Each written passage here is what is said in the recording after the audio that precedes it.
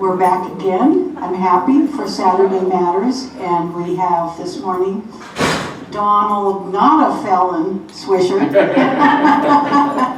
That's my cousin Donald, also not a felon. Yeah, good. No felons in the audience, we trust.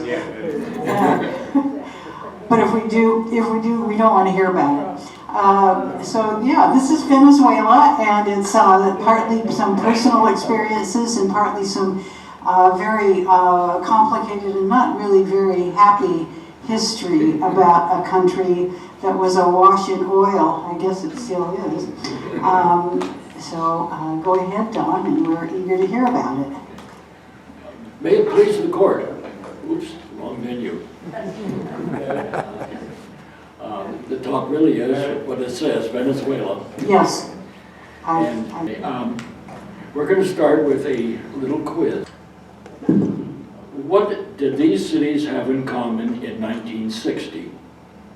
New York, London, Paris, Geneva, Caracas. Answer. Each had a retail outlet for Cartier jewelers.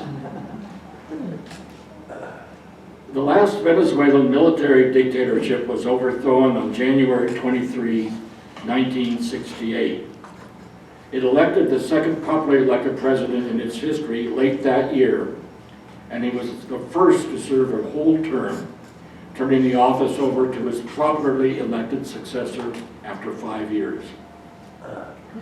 I had the privilege of serving in the American Embassy in Caracas from the fall of 1961 until mid-November 1963, a portion of one of the most important, most significant turning points in modern Venezuelan history.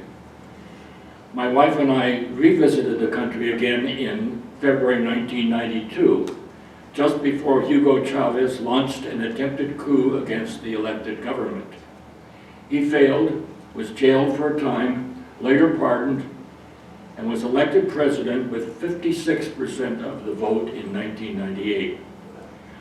My discussion will not cover his presidency. Venezuela got its name when early Spanish explorers traveled to Lake Maracaibo and found indigenous people living in houses built over the water, Little Venice. The ground oozed a black substance known as mene, which stuck to sandals and shoes and was used to patch huts and canoes. It had no other use known at that time.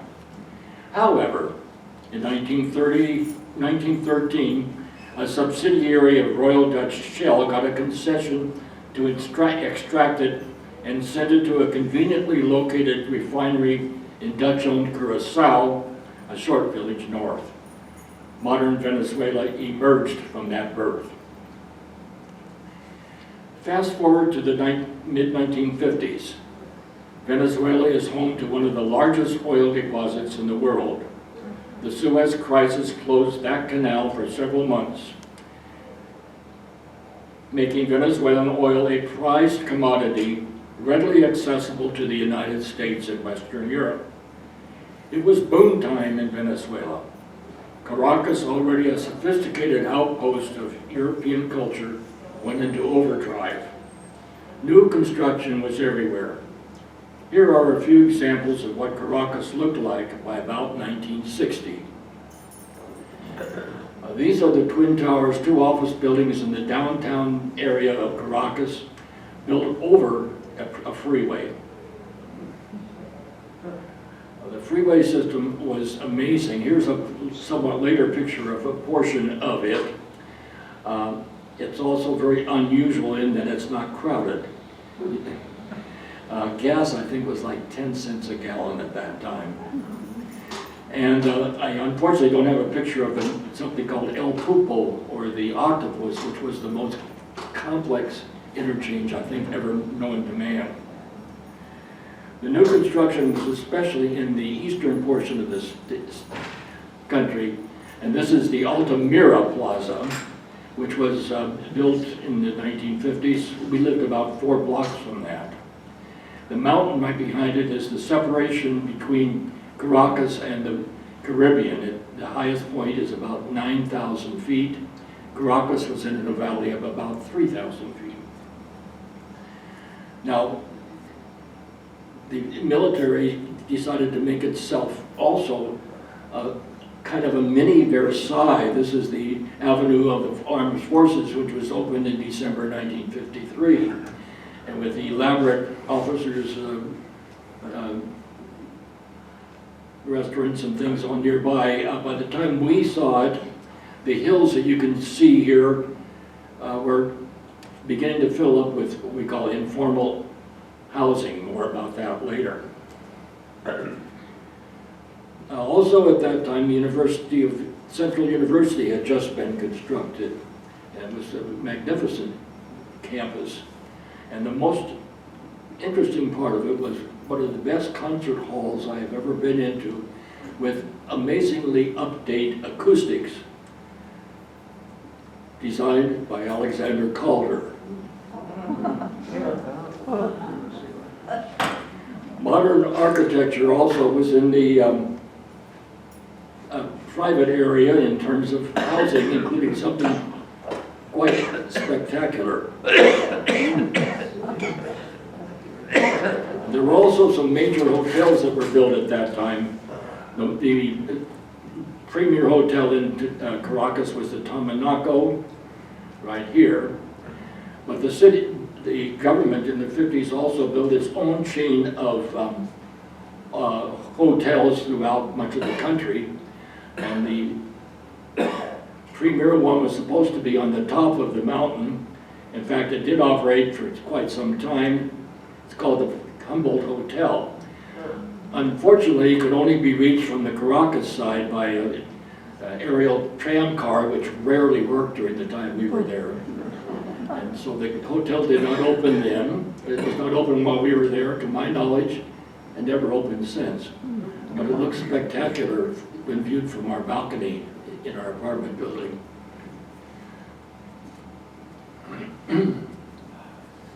To put this into perspective, at this time the Smith Tower was still the tallest building in Seattle. And I-5 was definitely a work in process. Now, Caracas was not all of Venezuela. One of its most famous landmarks is Angel Falls. The highest waterfall in the world at approximately 3,000 feet from top to bottom. A romantic name? No. It was named after an American bush pilot, Jimmy Angel, who landed his plane on the mesa on the top of the falls in 1935. It is believed he was the first person from the so-called Western civilized world to see the falls in the over 400 years of Venezuela's encounter with European civilization. This is part of the other side of Venezuela. The Andes and the Inca civilization penetrated the territory of what is now modern Venezuela only at one corner, which I will show you in a map in a bit, in the area abutting Colombia. Most of the rest of the territory remained isolated from the mainstream of the pre-Columbian world. Much of it was an extension of the vast Brazilian Amazon area. Venezuela was also on the extreme edge of Spanish South America. Throughout the colonial years, Caracas, the main administrative town, was far less important than Lima, Bogota, Quito, the cities of the south, Havana, and several in Central America and Mexico. Venezuela is more than twice the size of California, and a fact obscured by the Mercator projections of flat maps we all know. Now we'll go into a bit into geography, and I'm more extemporaneous there, so forgive me. This is a map of Venezuela and its neighbors. As you can see on the left-hand side, there's a long border with Colombia. On the south, there's a long border with Brazil. And on the east, there are two lines. The one closest to the left is the official borderline with what is now Guyana. There had been a dispute in the late 19th century between the British and Venezuela over the line. The British won an arbitration. The Venezuelans claimed the line to the extreme east side there, which practically rubs up against the capital of what is now Guyana. It was not a big deal when I was around because nobody cared about that jungle area. But the present government has decided to make it a major thing for them to boost nationalism, and I think they've also discovered oil and a few other things making the jungle a little more important. Now, the topographical map is probably the most way to understand Venezuela. There is the chain of mountains next to Colombia there that extends from southwest to northeast. That is the Venezuelan Andes, the extension of the Inca Empire. At the extreme corner of those is the only current major entrance between Colombia and Venezuela, and it's been that way forever. To the north, you have a range of very impenetrable mountains that basically blocked any transit, and the area to the south was basically uninhabited by both countries. Most of the important part of Venezuela extends from the Andes across to Caracas, and then you have two major oil areas, the Maracaibo Basin with the city of Maracaibo on the west side of the lake, and an area east of Caracas. The Orinoco River bisects the country, and most of the area down south of it was and still is of little importance. This great green area you see is called the Llanos. It's an extension of an agricultural area that is up against the hills to the north, and is basically one vast, undifferentiated plain that slopes down to the Orinoco River, which, by the way, is the second largest river in Latin America. And the Llanos was basically a wide open plain, an extension of cattle country, no fences.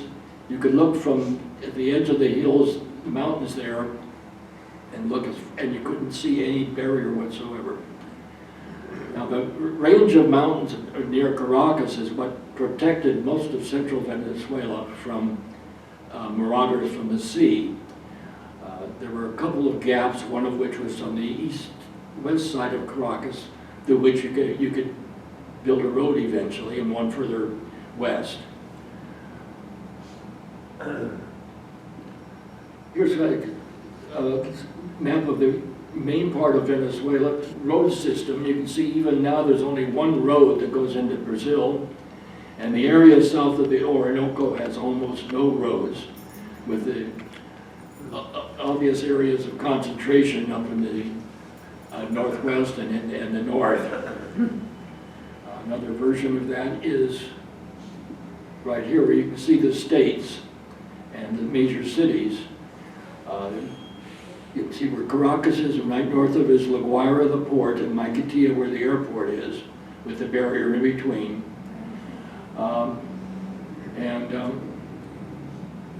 You can see the city of Valencia there to the west. That was where they were building a fair amount of industry. It was a nice valley there. Most of the industrial output was for domestic use. Its major export in the last 30 years was a fellow named Hernandez, who pitched a few games for the Seattle Mariners. Now I'm going to go back to that map because it's more important for where we go from here. Now we go back to history. Over the 300 years of Spanish control, Venezuela had a mix of populations, including slaves imported from Africa, indigenous groups, and Spanish. By the early 19th century, it was a polyglot society dominated on top by persons of at least some European bloodlines. From the beginning, there were multiple Venezuelas, dominated by the capital, Caracas. Vast areas of the Llanos this area in green, north of the Orinoco, became a Wild West, estranged from Caracas, and other areas touched by the Spanish occupation also had distinct cultures, including the Andean region abutting Colombia. Again, most of the area south and east of the Orinoco largely remained terra incognito. A little bit about Caracas. I do have a map of that I was going to show. It's not a great map. It's an east-west valley. Katia on the extreme west side is where this road connects to the port. In the middle where the word Caracas is the central part of the city. And we lived over in an area to the east called Los Palos Grandes, which is right near the Altamira Plaza I showed you earlier. It's an east-west valley with fingers to the south. It's a paradise in terms of climate.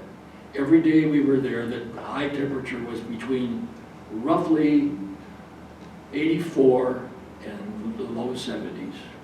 The low every night was somewhere between the low to mid 50s and 65.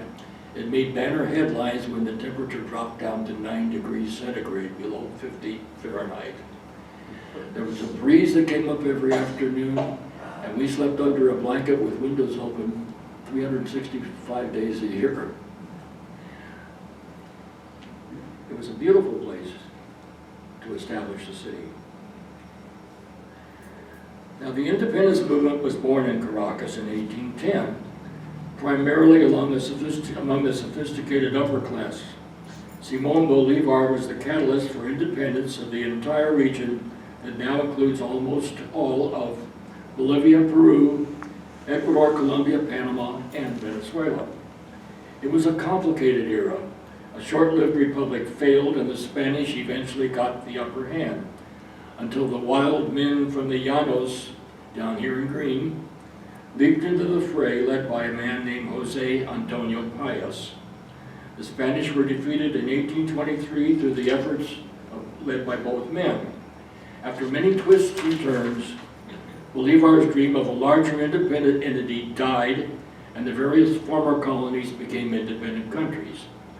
Bolívar was in ill health, and Paez became the first president of Venezuela in 1830, shortly before Bolívar died, repudiated by his own people.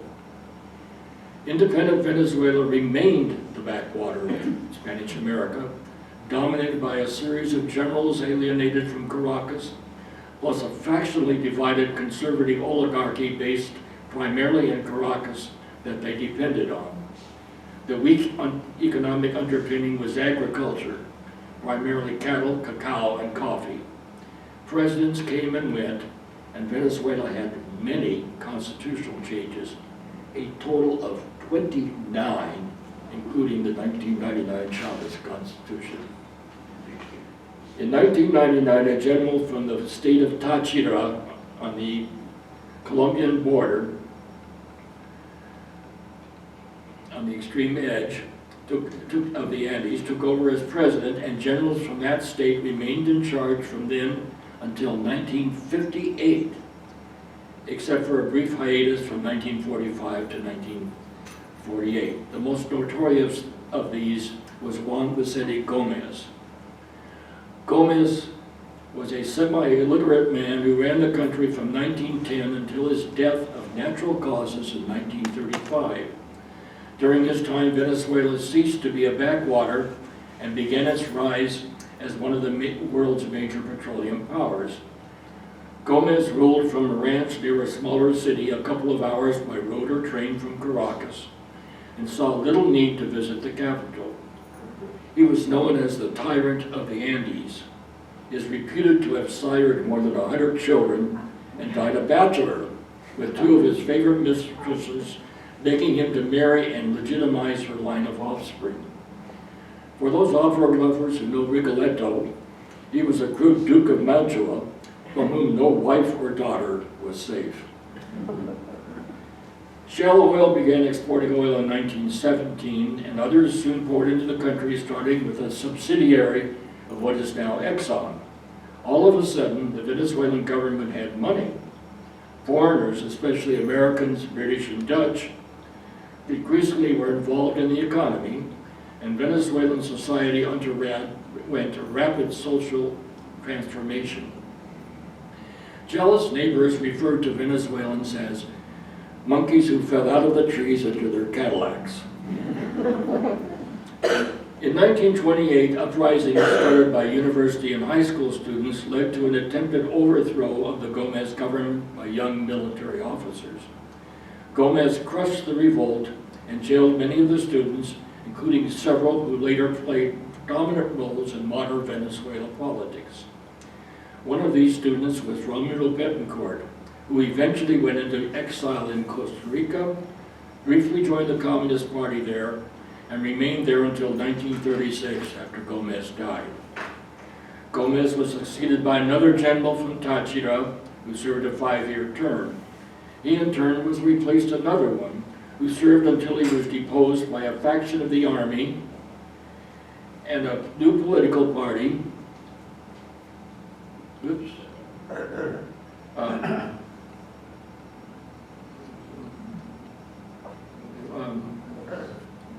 I lost my place just a minute.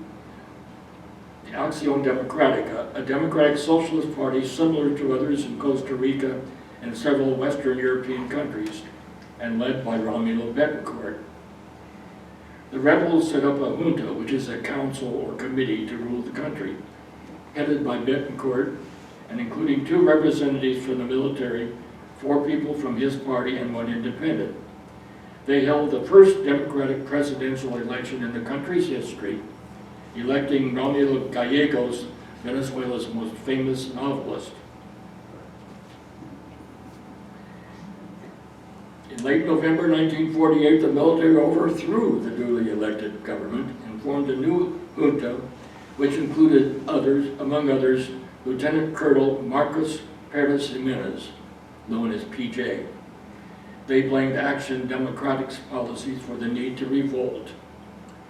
Now, there was an AP stringer, who was like a newspaper correspondent, stationed in Caracas during the period 1945 to 48. And he got to know Betancourt and the other leaders of the short-lived democracy. His name was C. Allen Stewart. After the military coup, Betancourt returned to exile, eventually going back to Costa Rica. By then, Allen Stewart was a diplomat in the U.S. Embassy there. A new immigration law would have prevented Betancourt from coming to the United States because of his brief membership in the Communist Party. Stewart helped Betancourt qualify as a defector, and Betancourt spent part of his exile in the U.S. In December 1952, the junta resigned, and the army announced that PJ, Pérez Jiménez, was the provisional president. In 1954, the Eisenhower administration awarded him the U.S. Legion of Merit. Why? I don't know. PJ was not as bad as Gomez, but he certainly was a tyrant. Venezuela was a police state with restrictions on internal travel, especially migration from the countryside, and PJ was decidedly corrupt. On January 23, 1958, another revolt, this time headed by an admiral, and backed by 3 political parties, including Acción Democrática and the Communist Party. They ousted PJ and set up a junta. PJ fled Venezuela from a military airport in Caracas, and in his haste left behind at least 1 suitcase with incriminating evidence of his corruption. He landed in the U.S. and was granted asylum. Incidentally, he was later extradited, convicted, and went into exile in Spain after 5 years in jail. 4 months after the revolt, the Eisenhower administration sent Vice President Nixon on a goodwill tour to Latin America. The Caracas City Council declared him persona non grata, and the U.S. Embassy recommended that he not visit. His car was mobbed as he left the toll road from the airport and hit a natural bottleneck at the entrance of the city, right in front of the headquarters of the Communist Party. The visit was a disaster. all major candidates for president except the admiral denounced the attack. Elections were held in December 1958, and Romulo Betancourt won by a substantial margin over the admiral. A candidate from a more conservative Christian Democrat type of party trailed in third place, and he was later elected president in 1968. Now, the new government asked the International Bank for Reconstruction and Development to send an economic survey mission to Venezuela in 1959 to examine key sections that appraise sources of strength and weakness in the Venezuelan economy, to assess prospective financial resources and financial needs, and to recommend investment priorities and development policies. Here it is right here.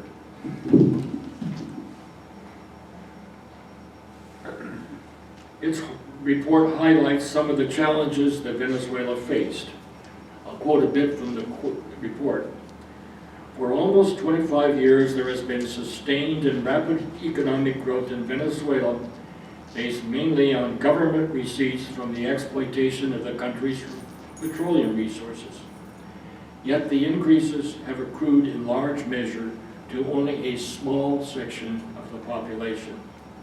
The present government is greatly concerned over the situation, but a concerted effort to increase income and distribute it more evenly has been made more difficult by the check in the growth of the petroleum sector, which has recently occurred. Moreover, these problems have been complicated by flight of capital abroad, the payment of debts incurred by the previous regime, and the necessity to increase expenditures on long overdue social services. Venezuela faced in 1960 the need to adopt measures which would not only help sustain the process of economic development, but would also broaden the economic base of the country. It then added, if the aspirations of the people for greater material welfare are to be met, it will be necessary for the economic growth to continue at a rate well above the increase in the population and labor force. The report then expressed skepticism that this goal could be achieved, especially since the population growth in a country with 7 to 8 million people exceeded 3% per year. The report also provided statistical evidence of the dominant role of petroleum. That sector accounted for over 23% of the total gross national product, about 60% of government revenue, and over 90% of exports. But it only employed about 5% of the 2.5 million total workforce. In contrast, the agriculture, livestock, and fishing sectors together accounted for only about 6% of GNP, while employing about a third of the workforce or more. The national unemployment rate was a full 10%. Manufacturing accounted for only about 13% of GNP and was about 10% of the workforce, while the other 50% of the economy and employment was in the remaining sectors of commerce, construction, and services, including government and the military. The report also highlighted two other areas of concern: education and agriculture. In January 1958, out of a total population of about 7 million, 2 million adults were illiterate. And approximately 40% of school-age kids were not in school. Many only had 3 years of education. Much of this deficit was in the rural areas. Another complication was the large number of foreigners who moved to Venezuela between Gomez's death in 1935 and the downfall of the PJ dictatorship. Immigrants and their descendants played an outsized role in the modernization and development of Venezuela, bringing a variety of needed skills. They constituted a substantial portion of the urban middle and upper middle classes, filling part of the gap between the ultra-rich and the lower-skilled urban and rural native Venezuelans. There were an estimated 250,000 people of Italian extraction, many arriving as young workers in the aftermath of World War II. A similar number have migrated from Spain, especially during and after the Spanish Civil War. There were also about 50,000 Portuguese, a similar number of Americans, and many skilled Argentinians frustrated with decades of disastrous economic policies of that country. People of all skill levels also came from Western Hemisphere countries. Add to this the many refugees fleeing Hitler's Europe and the Soviet takeover of Eastern Europe, and the most recent rivals, Cubans. Many of these people became Venezuelan citizens, but many did not. For many of the Europeans especially, Venezuela was a choice of necessity because of our discrimination and our discriminatory immigration laws. As the years went by, many of these people retired and went back to the new Europe or moved elsewhere. An example of the Europeans fleeing Europe was a family in our apartment building. Pierre was a former Belgian judge and Susie was his concert pianist wife. In 1940, they escaped Hitler over the Pyrenees to Spain along with her parents, and she even got her concert grand piano out of Europe. The piano and the four of them shared a 3-bedroom apartment along with their young son. We visited them again in 1992 when they were old enough to be admitted to University House, and they died a few years later. Their son now has a medical practice in Fort Lauderdale, Florida. Back to the policies of the new government. It embarked on several reform measures, especially aimed at the countryside. These included land reform with compensation, improved rural education of adults and children, and improving rural health and sanitation.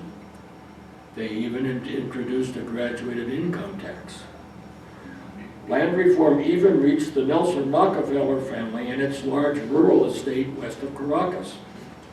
Don't feel sorry for them. They were compensated. The Exxon subsidiary was doing fine, and the Rockefeller family owned the only supermarket chain in the country, with stores in Caracas, oil-based communities, and a few other cities, eventually overtaking Sears Roebuck de Venezuela as the country's largest retailer. Rural to urban migration, which began to pick up prior to 1958, became a big factor after that, with a huge influx into Caracas and other cities of people nearly totally lacking in the skills necessary to thrive as an urban environment and overwhelming the ability of the country to provide urban housing. Informal housing like the favelas of Rio sprang up in the fringes of Caracas, in particular climbing the hills surrounding the urban core.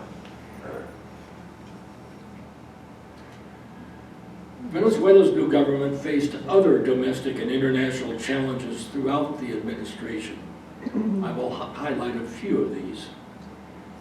Fidel Castro overthrew the Batista government of Cuba in January 1960 and declared himself prime minister the next month. In between, he visited President-elect Betancourt and sought a special deal for Cuba to get Venezuelan oil at a discount. He was rejected. In April 1961, Castro declared that he was a communist. His revolution inspired several uprisings and revolts, primarily from students and urban radicals in Caracas, as well as at least one uprising from the left side of the military establishment. At various times, some groups, mostly urban upper-class students, tried to duplicate the Castro strategy of rural revolt. They were monumentally unsuccessful. In June 1960, there was an assassination attempt against Betancourt, asked from former military leaders connected to the ousted dictatorship, with the help of the Trujillo dictatorship in the Dominican Republic, to which many had gone in exile. A bomb exploded alongside his motorcade. One aide was killed and several were injured. Betancourt incurred minor injuries. On the positive side, the Kennedy administration developed new policies that aided Latin American development, including the Alliance for Progress and sending Peace Corps volunteers to rural Venezuela. The Alliance for Progress was headed by Kennedy's first ambassador to Venezuela. With the ambassadorship vacant, the number 2 man in the embassy became the acting ambassador. That man was C. Allen Stewart, the former AP's correspondent and later diplomat in Costa Rica. Kennedy visited Caracas in December 1961. In contrast to the Nixon fiasco, it was highly successful. I have, besides the English language press, headlines from one of the Spanish language newspapers that I found when I was downsizing.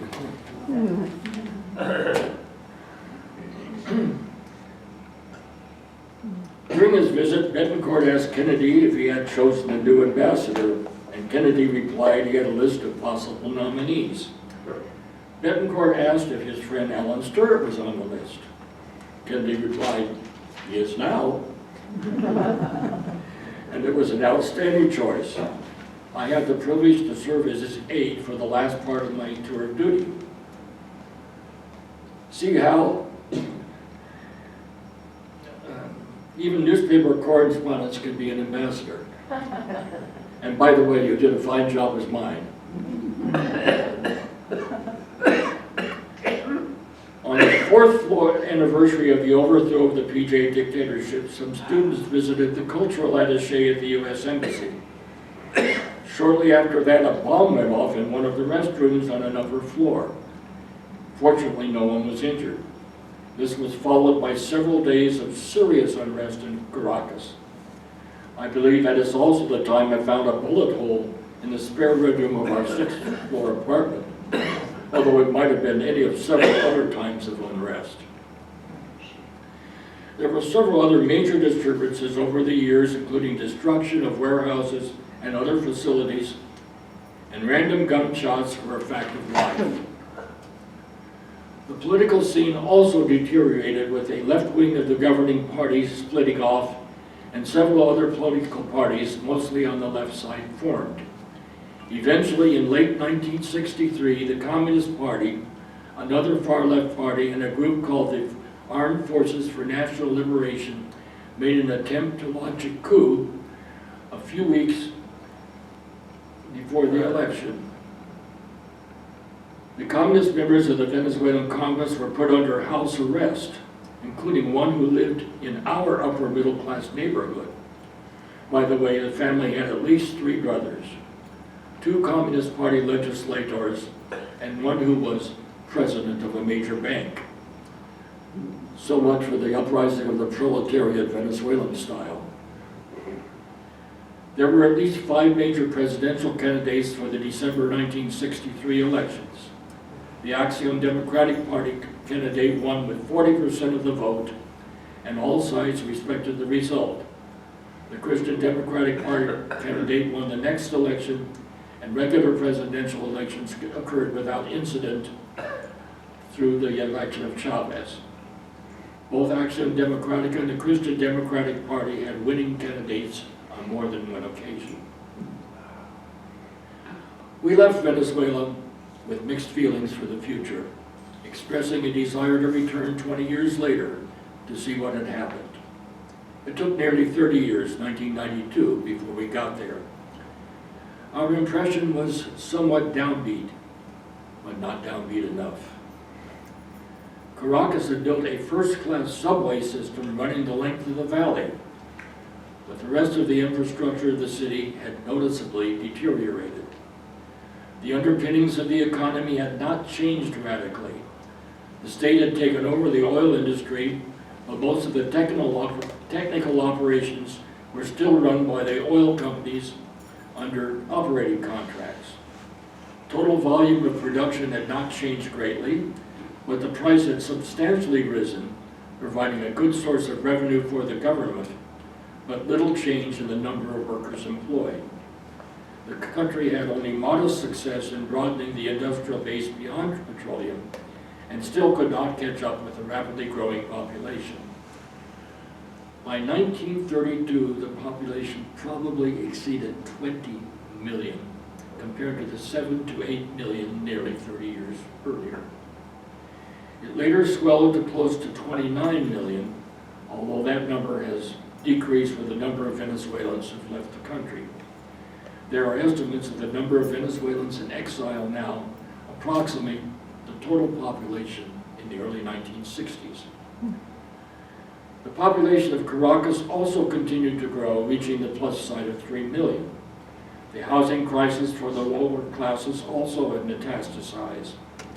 For example, what was once a relatively small lower-class community near the eastern edge of the metropolis is reputed to be the largest and one of the most dangerous slums in Latin America. The value of the Venezuelan bolivar, which had been about 5 to the US dollar when we were there, was now at 80 to the dollar, thus impacting the living standards of Venezuelans without access to dollars. It also made it possible for us to stay in the Hotel Tamanaco, which we could not do before, and to eat at some restaurants we couldn't afford before. Now, many upper-class Venezuelans were not impacted by this problem, since many had long had bank accounts in Miami, in some cases near the condos they owned, and to which they sent the wife and kids when times were troubled at home. The foreign population that provided some of the glue for the economy had shrunk, and not just because of the nationalization of the oil companies. Now, we took a side trip to Curacao for a few days, returning to Venezuela on a Saturday, and decided to stay at a Sheraton Hotel resort on the shore of the Caribbean, a few miles east of the airport. We got little sleep as there was partying late in the night. The band was playing, and the first-class passengers were all enjoying themselves. No one paid attention to the iceberg looming on the horizon. A few weeks later, Hugo Chavez, sensing the frustration of wider Venezuela, staged his ill-planned coup again. As mentioned, he failed, was jailed, later pardoned, and was later elected president in 1998. Chavez came from a small town on the edge of the Llanos, that great green space, and like his 19th century predecessors from there, had little of the skill set necessary to run a complex country. He sensed the population wanted major, perhaps radical change, but he was pretty much a blank slate when it came to how to get there. This is where we come full circle. Castro had a special deal. Cuba would supply expertise in exchange for a discount on Venezuelan oil. This time, the president accepted the proposition. Thank you. Thank you.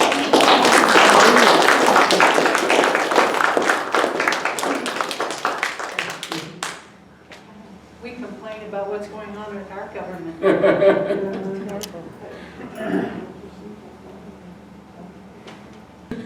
In October and November of 1974, I was a visiting professor at Universidad Central in Caracas. And my entire family came with me, including 2 grade school aged children. And certainly within the academic community there, all of whom were quite wealthy, things were very calm, but out in the city, not always so. For example, I was warned, we stayed at the military circle in the hotel there with on the base, and I could walk to Central University, and I was told not to go up to the upper end of the north part there along Mount Avila, because there were still some students up there who liked to fire down into the city with their rifles. But the experiences there were so strange, because it was so bimodal.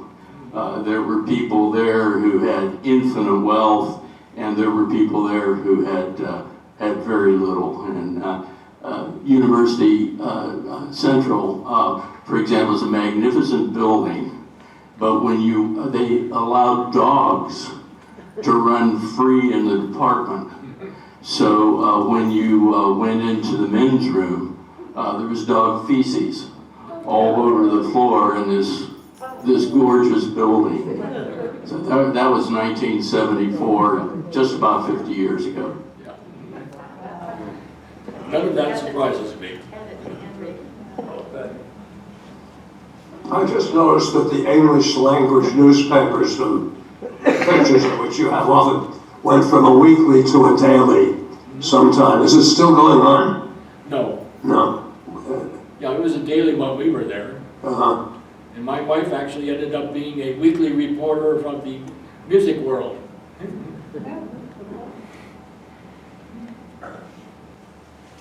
Just a non-serious comment on the newspaper headlines. When Kennedy was visiting, the headline, one of the headlines there, you notice, said, "Gal editors spend day with Jackie." I I noticed just thought that was hilarious. You would never get away with that today, would you? The gal editor. Oh, there. Was there ever a movement toward a middle class in Venezuela? What was the question? A movement toward a middle class in Venezuela. Much of the middle class really was people who had come from elsewhere and their progeny. There was a wide gulf between the rich and poor, and part of it was the fact that you had such a high illiteracy rate. And a lot of, now, give an example, traffic in Caracas was horrible. I had 3 minor accidents. A Costa Rican ran the body shop that fixed my car all 3 times. The corner grocery store was owned by Italians. And the bookstore that had American books was run by a Russian immigrant. It's interesting. The military seems to be a big force in politics in Venezuela. As in a lot of Latin American countries, even though I don't think any of them have ever fought wars for at least more than a century. Do you happen to know if the United States is providing any support to the military in the form of foreign aid? I'm not up to that at this time. We certainly were to the Venezuelans when we were there. To the military? Yeah, because they were supporting the government that we supported. Right, okay, it may be different now, okay. Yeah. Is there the military must be people who come from more literate classes? Or is it? Not necessarily. The military that really was responsible for the success of the independence movement were some of these wild people from the Llanos. And Gomez was semi-literate, and he was a general. A general? What is the route? Do you happen to know how people get in the military? Is it, like you sign up here in the U.S. and pass some tests, or is it any?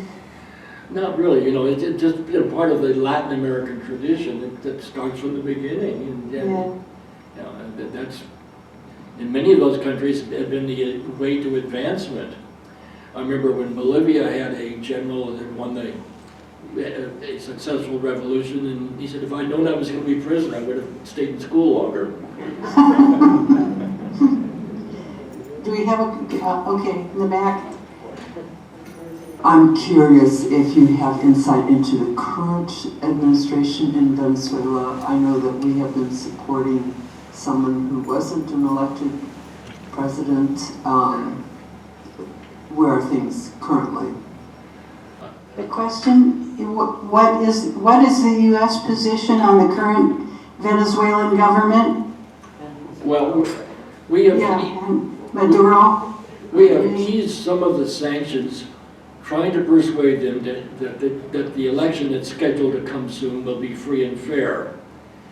I'm not very optimistic because the opposition decided they wanted a particular woman to be their candidate with overwhelming support.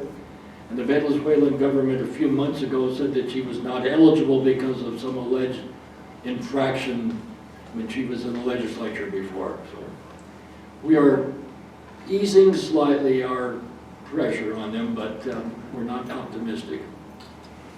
And again, I'm out of touch. I was just going to say that my husband and I flew to Venezuela in early 1991, and into a tiny village in the foothills where where my son-in-law was doing anthropological research. And I will say it was beautiful and peaceful at the time. And I will say we went about 20 miles to the next town where they had an ice cream store with more varieties than anywhere in this country. It was quite wonderful. But it was a beautiful village, and we have stayed in touch with one of the women who are in that village. I can't always understand her Spanish, but it's been desperately poor for her. Very, very difficult for people. Very difficult for people in the villages. What was the name of the village? I can't remember it for life of me. By the way, Venezuelan Spanish is not like a lot of others. No, right. If you want to know how somebody's doing, you say, ¿Cómo está qué?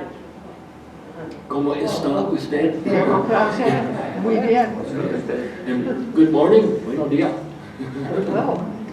Buenos. Buenos días. They forget their S's. Anyone else? Thank you, Don. That was